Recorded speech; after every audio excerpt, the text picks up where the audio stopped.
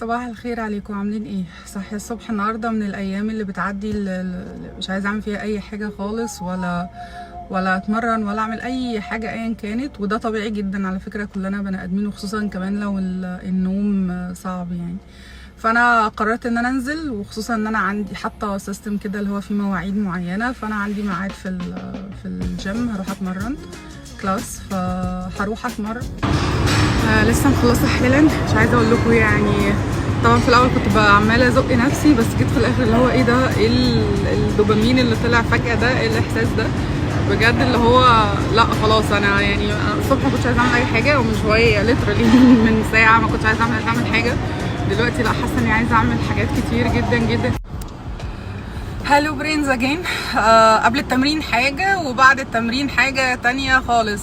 ده حماده وده حماده تاني الحقيقه. قبل التمرين كنت حاسه انا مش عايزه اعمل حاجه، وصحي اصلا ماليش نفسي اعمل اي حاجه في الحياه بصراحه. بس رحت، ويعني طبعا اول كام تمرين كده حسيت ان لا مش قادره، والدنيا مفيش.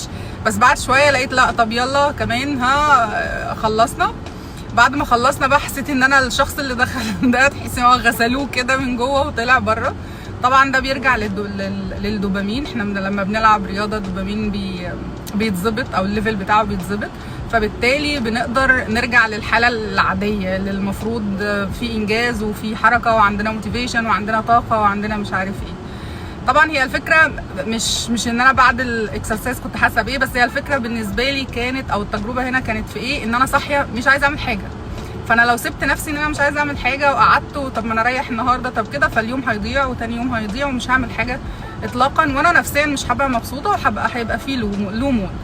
فالحل في الموضوع ده اللي هو في سيستم بنمشي عليه. انا مثلا حاطه 3 ايام في الاسبوع لازم اروح اتمرن، ان شاء الله امشي، ان شاء الله على التريدميل، اي حاجه هروح اعملهم مهما كانت الاسباب ومهما كانت الحاجات.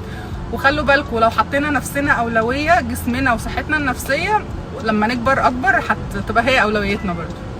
دمتم بخير يا رب.